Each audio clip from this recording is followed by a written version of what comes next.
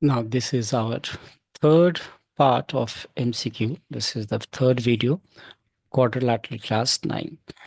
So the question says if the diagonals of a rhombus are 18 centimeter and 24 centimeter, then its sides are equal to what? So what we are going to do here is to make a rhombus first.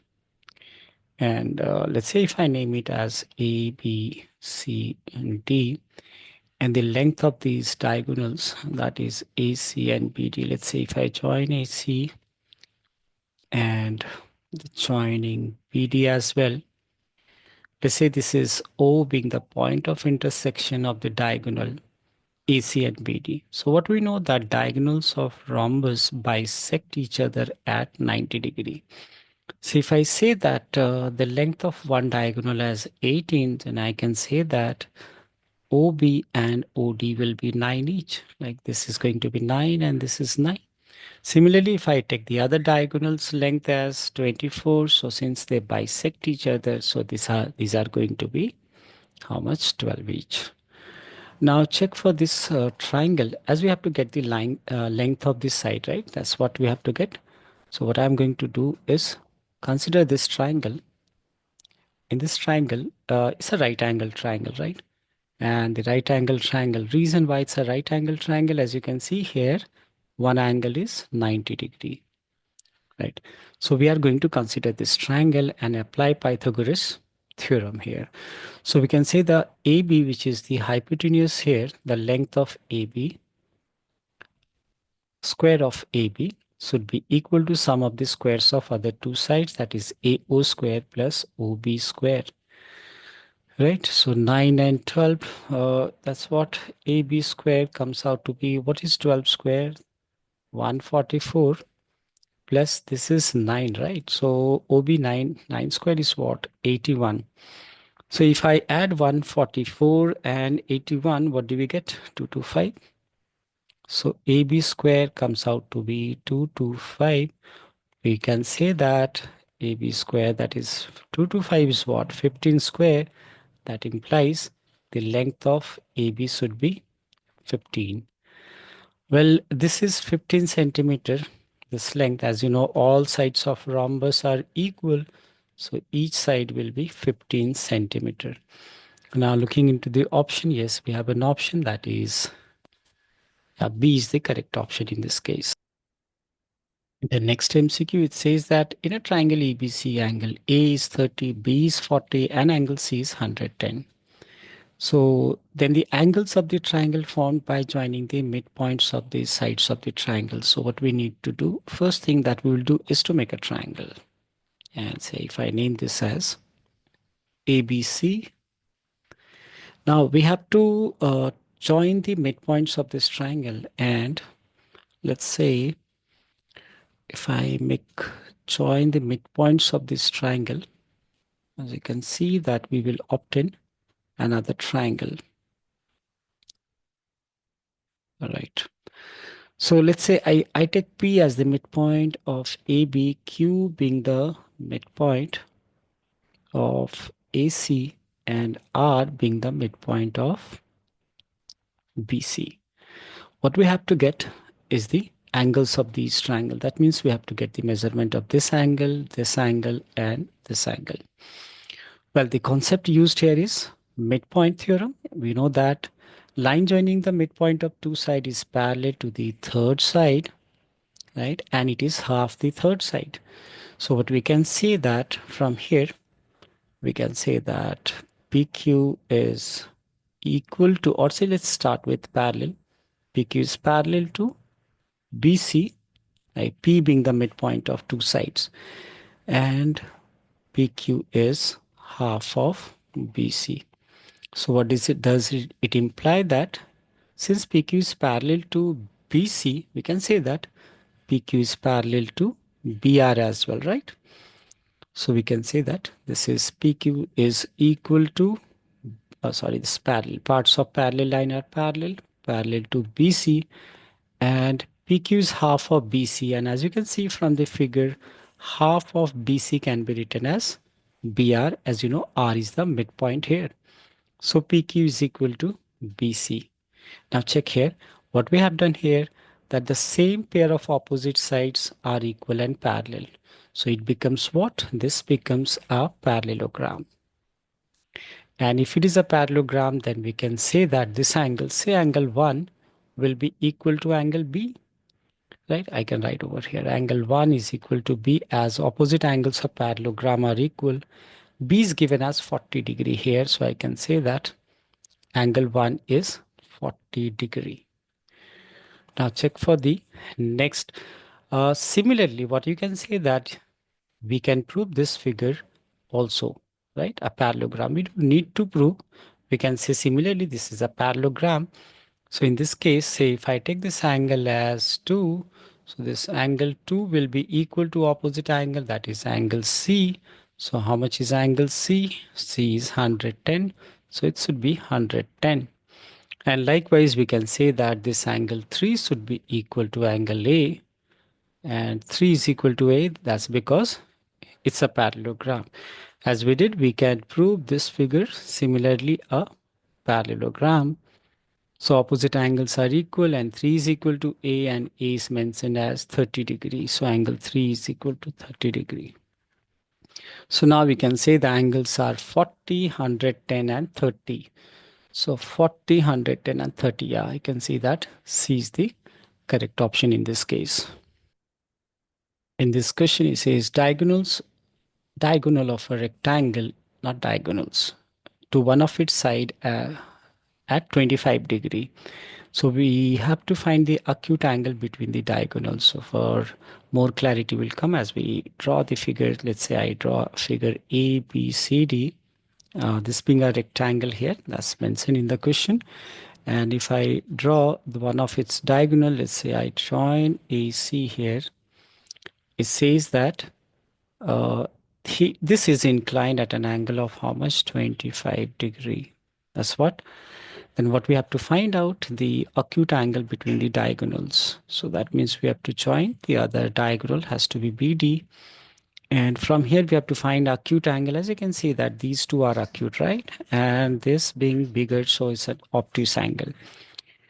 And let's say this be the point of intersection. So what we are going to do is to apply the property that diagonals of rectangle are equal. That is AC is equal to BD. I repeat, this is because diagonals of rectangles are equal. Further, you know that diagonals bisect each other. Diagonals of rectangle bisect each other. We mean to say that OD is equal to OB and OA is equal to OC. So I can say half of AC. I can write half of AC as what? I can write BD as half of, no, sorry, half of AC has to be this OC, and half of BD is going to be this, that is OD. So we can say from here that the length of OD is equal to, this is OD, half of A, sorry, it's AOC. OC is equal to OD. Now check here in this triangle. In this triangle, you can see that here two sides are equal. We proved what we have proved that these two sides equal, so their opposite angles should be equal. That means this also should be 25 degree. Now check for this angle. This is an exterior angle. Can I say this is an exterior angle of this triangle? So exterior angle of a triangle is equal to sum of its two interior opposite angle. So we can say whatever is name, that is, as for the name I can see it is what? This is angle. This is angle BOC, right? This is angle BOC. This angle I mean has to be sum of two interior opposite angle, that is 25 plus 25. So that comes out to be 50 degree. So yes, we have an option. This is the correct option in this case. So now in this question it says ABCD is a rhombus such that angle ACB is 40 degree and we have to get the value of ADB.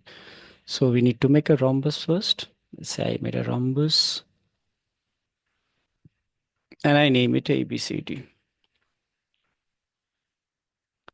This is ABCD. Further, angle ACB, ACB, that means we need to join. We need to join A with C. Okay. say this is slightly displaced. All right, it's going to be like that only. Okay, take this as A. We have the value of ACB as how much? 40 degree. And we have to find ADB. That means we need to join BD as well. Right. So this is ADB. This angle is what we have to get this angle. And what else we know that diagonals of rhombus bisect each other at 90 degree. So these are 90 degree as I can figure out. Now, what I can see that from here, we have this line being parallel to this, right? And considering this to be a transversal, well, considering this to be a transversal, what we can say from here that this angle, alternate interior angles are equal. So this angle should be equal to what? This angle, right? That's by alternate interior angles. So I can name this, I can mark this angle as how much? It should be 40 degree, right? By alternate interior angle. So if this is 40 degree and this being 90 degree, so by applying angle sum property in this triangle, by applying angle sum property in this triangle, we can say that this has to be 50 degree, right? So that is C is the correct option in this case. Now in the next, it says if angle ABC and angle D of a quadrilateral are taken in order and their measurements are given as 3, 4, 6. So as such, we don't know what kind of quadrilateral it is. But then I need to just make one quadrilateral. That's any quadrilateral, right? I'm making any quadrilateral. We don't know what is it.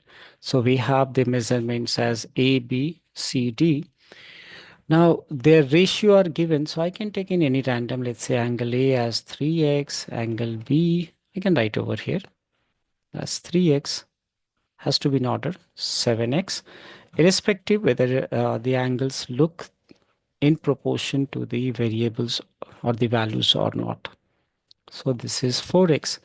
Now check here, we know that sum of all four angles of a quadrilateral by angle sum property is how much? 360. So it's angle A plus angle B plus angle C plus angle D should be 360 degree.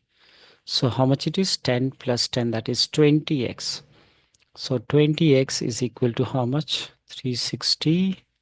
That's 20x. This is 20 times x is equals 360.